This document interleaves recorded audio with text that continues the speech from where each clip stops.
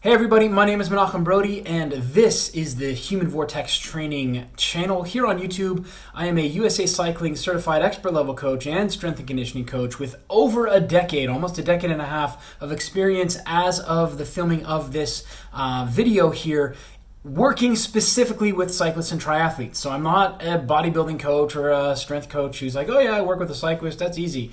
You are actually going to get deep insights today as to why here at Human Vortex Training our functional threshold test is not a 20-minute effort, but we have two separate efforts that are shorter. So we're going to look at the video, screen capture rather, in this video for three different athletes. A triathlete, long distance triathlete, she's doing half Ironman. We're looking at a professional cyclist when she first started with me, racing over in Europe now. And we're also going to look at a lifelong competitive cyclist's power file from these tests as well as actual workouts. So I'm going to give you the deep dive. If you're looking for more information like this and you'd like to learn how to tie together your strength training with cycling, number one, hit subscribe down below. Make sure you hit the bell icon so that way every time we release a new video, you're alerted. These strength training exercises that we're going to release here and have released, we are dialing it in specific for cyclists and triathletes. So you don't have to guess and wonder and think what you need to apply. You're actually getting from the world leading expert, myself, how to apply these for your specific sports.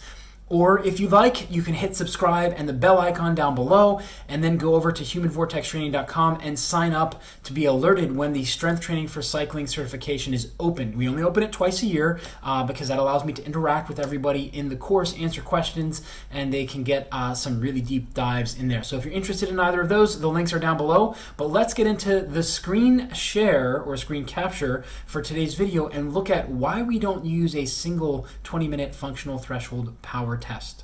All right, so let's get into our power test. We are going to have two different athletes that we're going to look at here, and depending on how long it takes us to get through this, we may or may not get into today what it would look like for a beginner athlete who is on a road up, as well as what it would look like in training and how we would address some of these issues. So first time here, we're going to look at, this is a male athlete, very well accomplished, has been riding competitively, and now is what I would call leisure competitive as well. So he is training. He's really training. Don't let it fool you. He says he's not a racer, but he's highly competitive.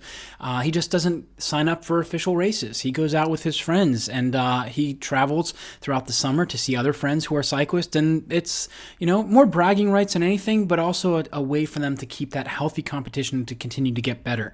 Now we're looking at everything that I am going to look at here in a power test. So this is a functional threshold test. Many of you who have suffered through this will recognize this as a 20-minute traditional field test, and this is a Human Vortex Training non-traditional field test because we have not one, but two efforts after the initial 5 minutes. So you notice both of these tests have these 5 to 8 minute efforts at the beginning.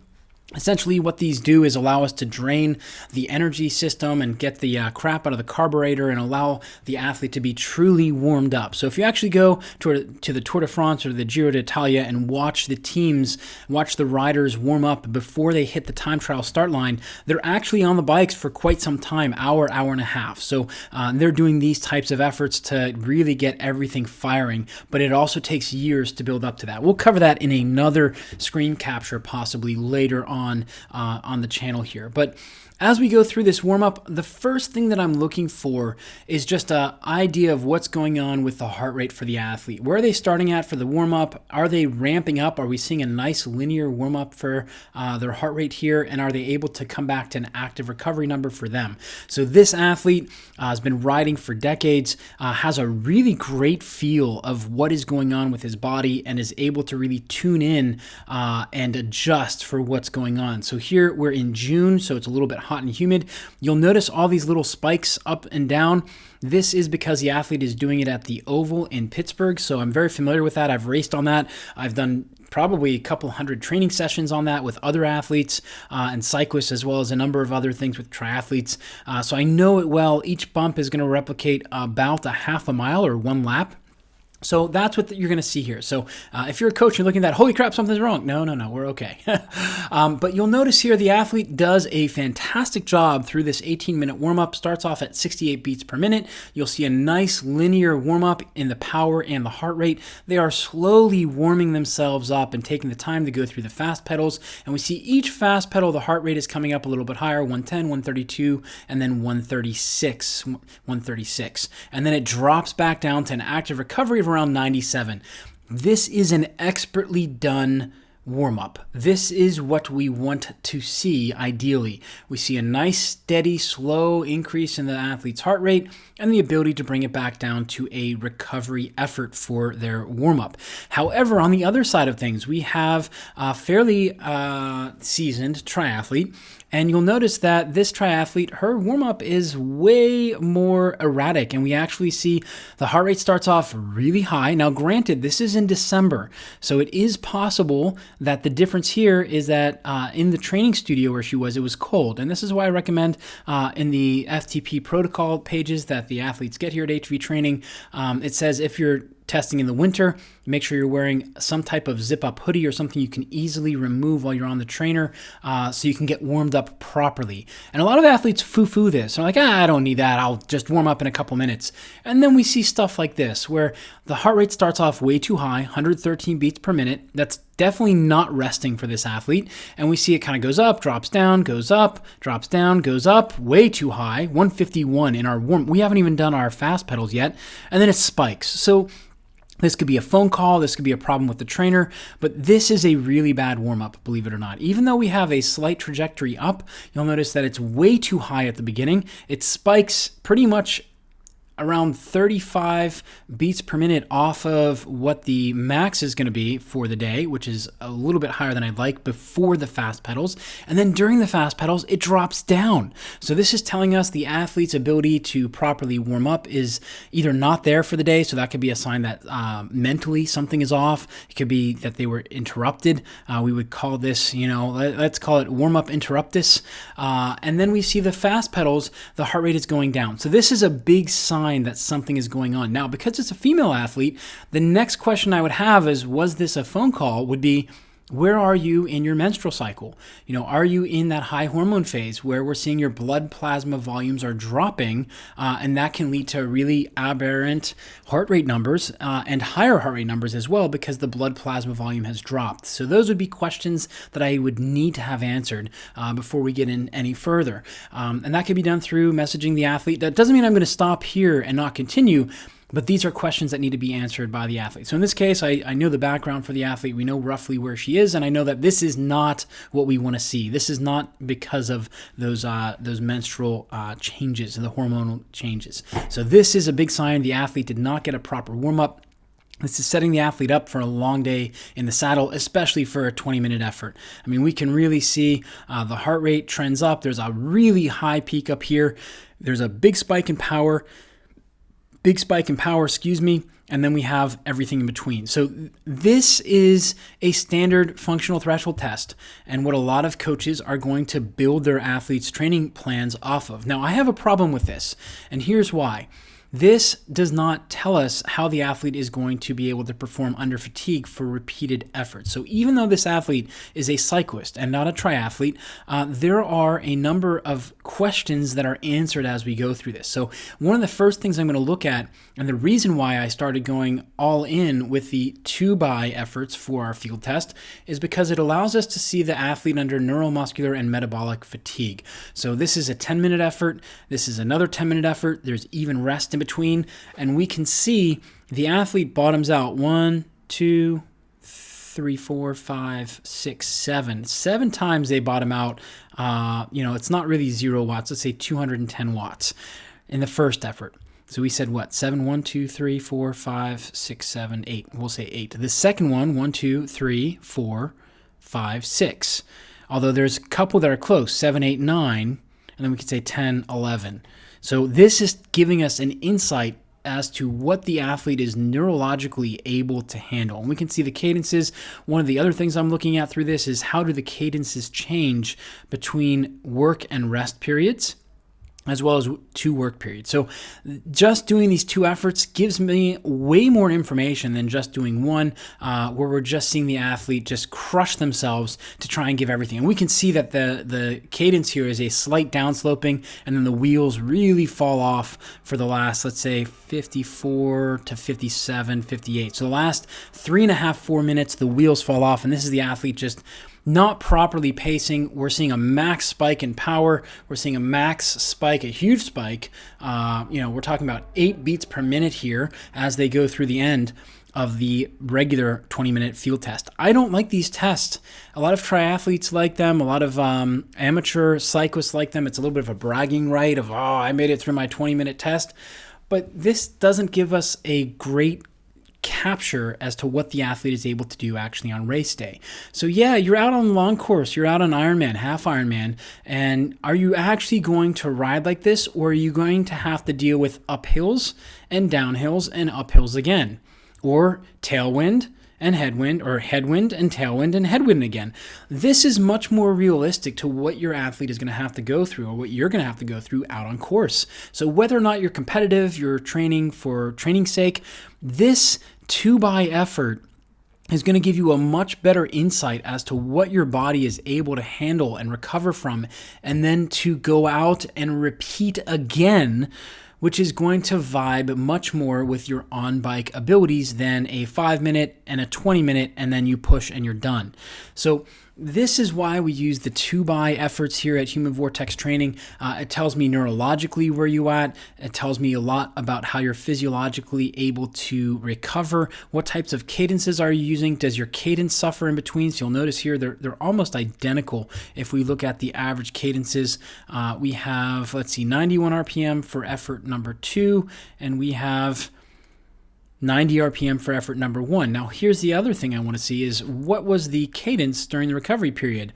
89. So this athlete is pretty much across the board using one blade instead of having a multi-tool or having a couple of different blades. So this athlete here, granted the warm-up was not very good, they do have different tools in their toolbox. So here we see for the 5-minute blow the crap out of the carburetor about a 105 RPM. For the recovery, we're going to see somewhere around 90. 92, and then we see for the functional threshold, we're going to look at around 96, 97, 98. So we have the athlete is using different tools in their neurological toolbox to be able to work with higher power and lower power. Now, again, we are looking at the shape of these as well. This is very telling. This is something that a lot of coaches miss when they are starting as coaches, and even after years. Looking at the shape of the energy system's output throughout the effort. So I really, again, I'm completely biased towards the 2x effort. Granted, this was done with that little riser that we have. You can see that the athlete does very well for the first about 5 minutes or so, 4 minutes. We have a drop off and a transition into a new energy system, perhaps 1.5 minutes. Then they're able to push back up again, 1.5 minutes. Then they have a drop again, 1 minute, and then they're able to maintain until the end of 2 minutes. So in this 10-minute effort, we have a nice solid VO2 max predominant type of effort, and then they fall off and they're having to recover, where their power goes from 243 rather is where their power was, and then it drops down to 191. So we can see the athlete, part of this is neurological. We see there's a big drop off. So this is telling us that neuromuscularly, we've got to do some work on stuff. We see this again with the second drop, and we also see this in the second effort, but not as big as we had in the first one. So is this the athlete needing a lot of neurological work? Or when we see it's a little bit more stable in the second effort, is this the athlete just needing a longer warm-up? Now, I know this athlete well, so I know the athlete needs a little bit of a longer warm-up. This is a true effort for him. This is pretty much still a warm-up. He needs a good half-hour, 45-minute warm-up with a couple of hard efforts to really get him going, and then he's on fire after that. So that's where this athlete is. Whereas this athlete, what type of power and neurological fatigue do they have after doing this effort? We don't really know. We just know that the cadence drops significantly, the power drops significantly, they come back up. We see the heart rate, the time to recover from heart rate is X or Y, and then they're able to kind of put out a little bit of power thereafter. But again, you see the athlete is not doing a good job of cooling down. What is going on here? So this, to me, looking at the shape of this, I see three major obstacles that this athlete needs to learn before we focus too much on power numbers. Number one is how to warm up properly. We want a nice, slow, steady, uninterrupted warm up, and we want to see the heart rate come up as we go across through our full warm up. So that would be something we talk about, and we did. The second is looking at the shape of the power itself. So here I see a neuromuscular effort, really weak 1 minute energy system here, and then we get into VO2 max, which is familiar territory, so they're able to push. And we see that again with the functional threshold, a neuromuscular effort, way too big, and then we see a very weak 1 minute roughly energy system, and then a slow uphill from there trying to get in a lactate threshold, and then we get into a max effort at the end. Why? Because this athlete did not pace well. I would much rather see this particular athlete come up, just a little bit of a push, maybe 30 or 40 watts over what they want to average for the full 2x10 minute is what we would do. Instead of spiking all the way up to 282 or above, I think this was 260, so 278. Instead of spiking up there, how about if we know that we're going to hit around 200, let's go to 220. Let's keep some of that power in the bank and allow you, instead of seeing this big drop off, allow you to maintain nice and steady. And the shape of these efforts is going to tell you a lot about this athlete. So let's look at this same athlete with the 20 minute and look at what these 5 minute hill repeats would look like as we go through. And the 5 minute repeats, we can also look at the heart rate as well and see what they're doing. I want to focus a little bit more on the power, but we'll leave the heart rate up there for those of you who like to look at the separation between power and heart rate. You'll notice that the first effort is pretty consistent, pretty good. This is what I wanted to see for a 20 minute. A little bit of a spike. It's a little bit over where we were going to be for our 5 minute effort. We're right around, 173. So that's pretty good. So we hit 214. 173, that's about 20% higher. That's okay, that's within reason. But then the athlete just goes way too hard and suffers thereafter. So we see the next one, they're hitting 221. Now, I know you may be thinking 214 and 221 or 229, 221. That's not a huge difference. It's the percentage of power compared to what you want to put out. We want to be around 15 to 20% maximum as you make that little bit of an acceleration. So we don't want to burn matches here, hitting 229, 221. Like 214 is more than enough. 200 will be a little bit better. And here we see 174. And then as we go through, we can keep on looking at what this athlete is producing. 174. Then we have 174 again. But notice it's the shape of these intervals. We see the spike, a drop, an up, and then a down, and then a little bit of a push. We see a spike, a drop, and then a slow up, and then a drop. You see a spike, what's going on here? That's not good. That's a scoop. Scoop, that is getting passed out on course and then having to make it up. Then what happens the next one? Spike, drop, this is droopy, and then it comes back up and finishes a little bit better. Then we see a spike. This one is a tiny bit better, but you still see a big drop right here. 164, 232, 164. So of all of these, I'm looking not just at the power. In fact, the power to me is secondary. I just want to be in the ballpark of where we need to be. But I'm looking at how is the athlete producing that power. This number 3 is not a good effort. It is a spike, a swooping up, and then a fall off.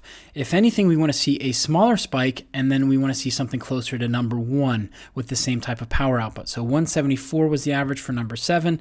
Let's go back to number 1, 173. So you're looking at the average power, you're saying, but wait, the average power, Coach Brody, is roughly the same. It is, but it's how you're getting that power to be put out. Now, some people will say it doesn't matter as long as you put it out. Well, for a time trialist, do we want to see this sag down the middle or a constant uphill? No, we want to be able to get out on course, and instead of having this constant uphill and then a spike at the end, we want to get up and away, and we just want to drive nice and steady. So that way when you're hitting those flats out on course, it's that frustrating, why can't I just catch them? Because when you have these spikes like this going up and down, you're using different types of neuromuscular efforts. You can see here different cadences. So we had 79, 85, 83. Then they really ramp up during their recovery, which we actually don't want to see that much. We want to see it a little bit easier as we go through and a little bit different. So these are all things we're looking at in the 2x that we don't get in the 1. So the 2 is much more, it shows a lot more to me. We can also look at the heart rate. If we unzoom, the differences become a lot more apparent. We can see a big spike up for the athlete's heart rate here, 143, 145. Here the athlete was going, again, it takes him 45 minutes to get warmed up, 139.